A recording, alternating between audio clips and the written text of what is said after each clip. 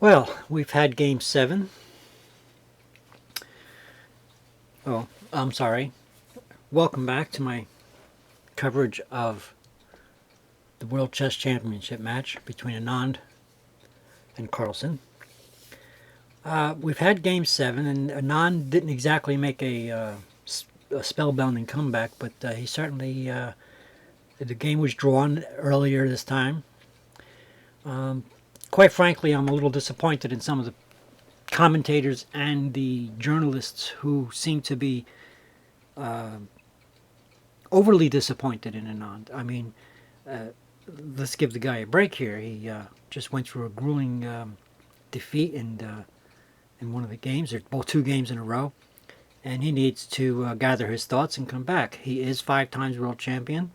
He's up against a genius of chess, Magnus Carlsen, and to expect an exciting and major battle kind of game and one game after is a little bit too much to ask, I think. So I think being a fan of Anand, I give him his breathing space and let him easily, carefully and easily draw this next game. I'm hoping, I guess, for a more of a battle on the next game tonight or tomorrow morning. Let me see. It'll be 4:30 in the morning here. It'll be 3 p.m. in India. And I'm hoping to watch that one too. So let's just get right down to it. It wasn't what you would call an exciting game, but I think there's been some moves. This opening again is the Roy Lopez Berlin defense, and a lot of the commentators were surprised they did it again. The E4 E5 opening. I just wanted to let me see. I want to follow some of this. I just want to quickly show you some of this stuff is normal stuff. I mean, I've pulled this too. The bishop, attack and push it back. Usually the next thing to do would be to push this pawn, but they don't do that. Anand doesn't do that. He puts the knight on f1. But let me go back for a minute. I want to just do this very quickly and show you the opening book, at least the one that I have loaded in here. I think I can change opening books and it'll give you a different idea. As you can see, this d takes c6 is in there. If I go back a little further, okay, there it is. See, the opening book, by the way, as always, play this in high definition. In order for you to see this color contrast that I've got on this, you may have to squint. Sorry about that. But in any case, as you can see, the opening does follow, to a point, opening lines. Bishop c5. Next move is bishop takes c6 and d takes c6. So, as you can see, bishop takes c6 and d takes c6 is there. And after that, the opening book, if you look carefully, the next move that Anand makes is knight b to d2. Okay, and for all you beginning chess players out there, the reason why they say specify knight b d2 is because both of these knights can reach that same square. So in algebraic notation, it specifies which knight, and that was the knight on b goes to d2. So this is a break from at least one of the opening books that I've got in this program. I'm pretty sure there's other books. I tell you the truth, these chess players know how to use these programs better than I do. I know there's ways of changing books. I could probably go into tools and, I don't know, book options here and change opening book. But I'm not going to mess with this because I don't know how this exactly works. I don't know if there's another opening book I can go to. So rather than mess with what's there, I'm just going to let it go as it is. But in any case, this is a deviation from normal, or I should say from older play. But it's not to say that it's a bad, it's not a, I'll let that clock chime. It's 8 o'clock at night for me here.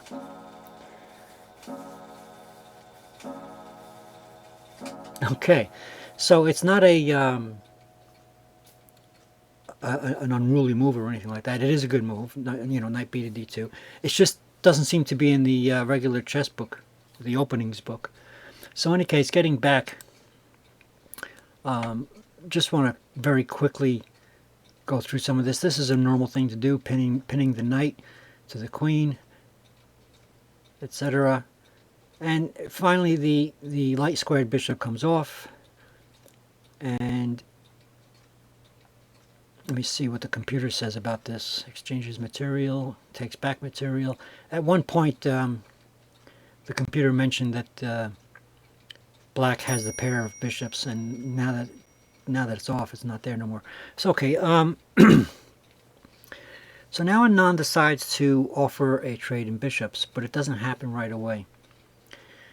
I'm gonna go through this quickly. He castles queen side, the knight comes back, moves the king over.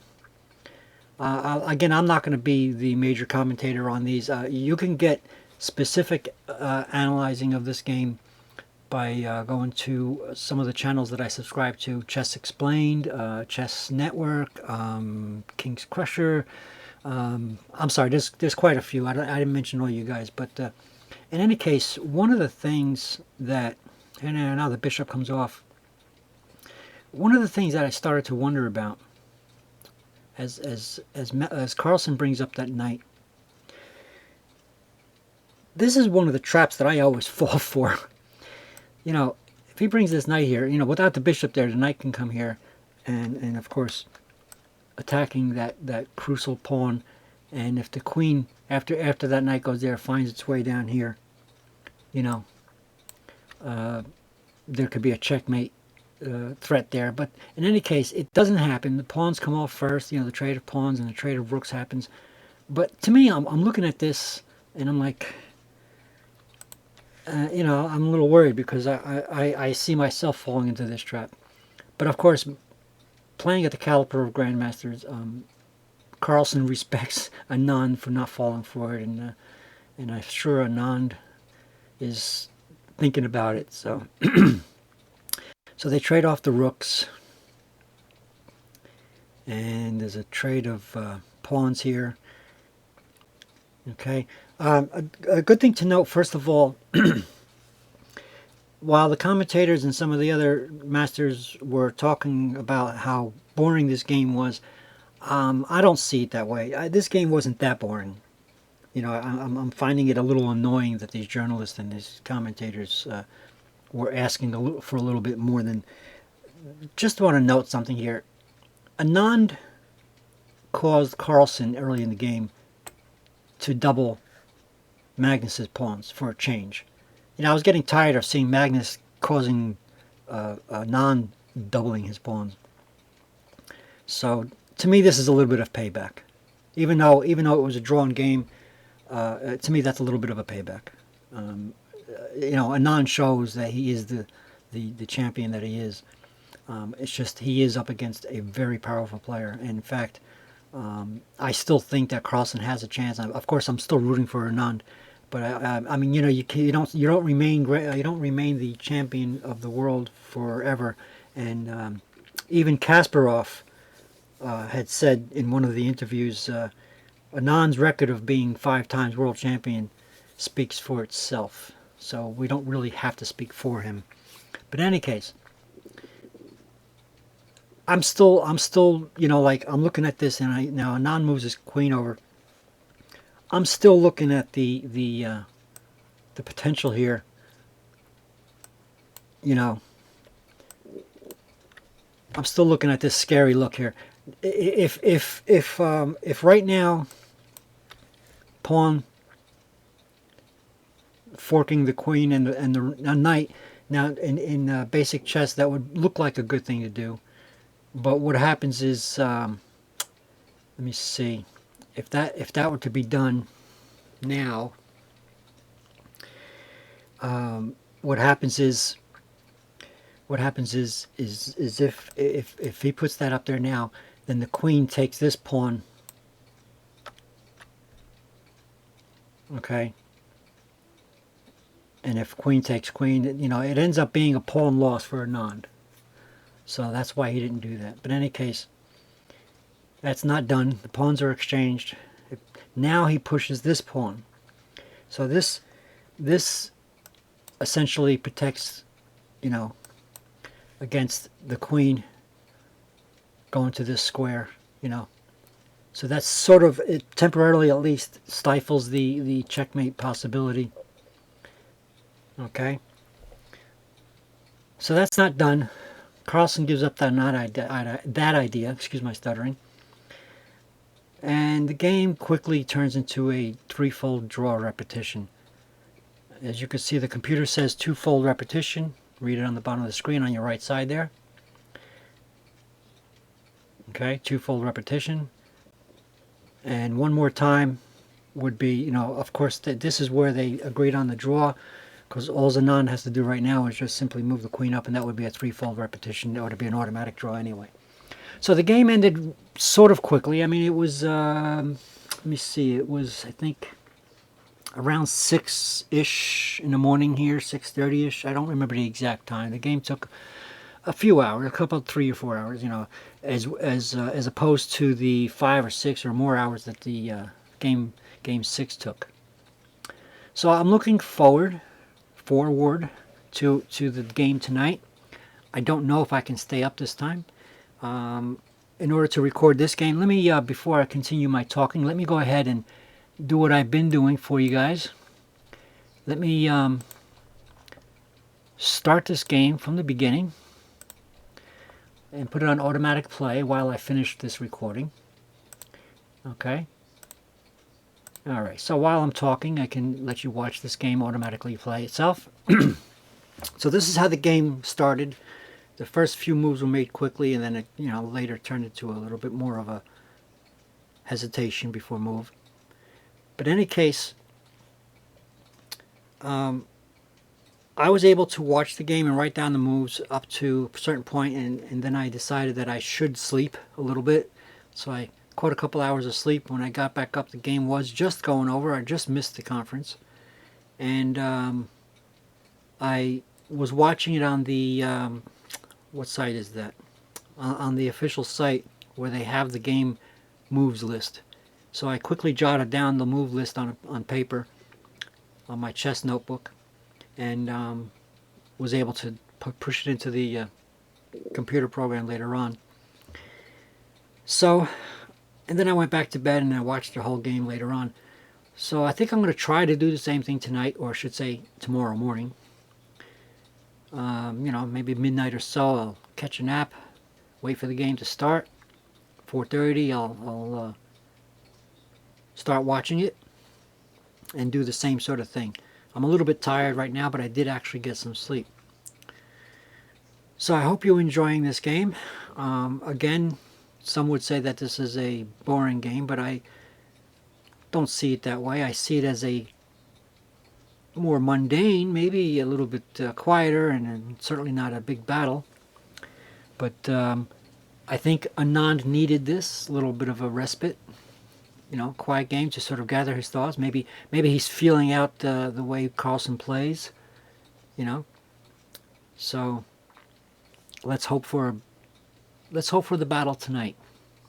Now tonight, or I should say, as again tomorrow morning, Magnus has the black pieces. I don't know how that works exactly, but Magnus had the black pieces 2 games in a row. Anand, of course, having the white pieces 2 games in a row.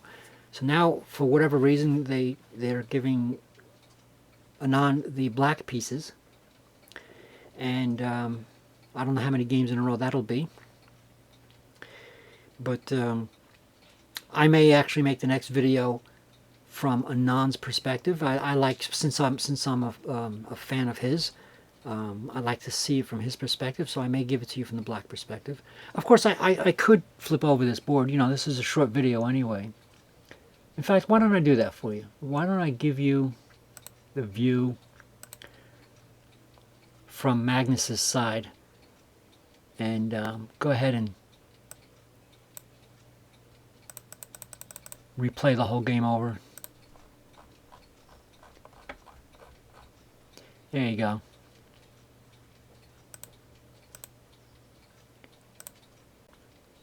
Oh, it's not going to play for me now. That's a little quirky. Alright, well, this is from Magnus's view. I'll have to click through it. Let me just close this off and just do it by hand.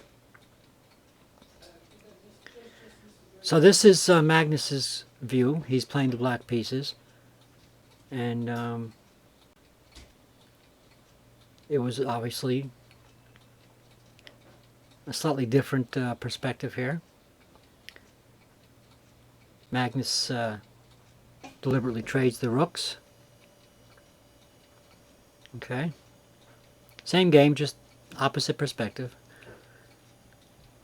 Okay. And there's the repeat, and there's the draw. Alright, so keep on playing. And let's cross our fingers for a battle this time. The next game I'll post possibly around the same time tomorrow. And remember, keep on playing.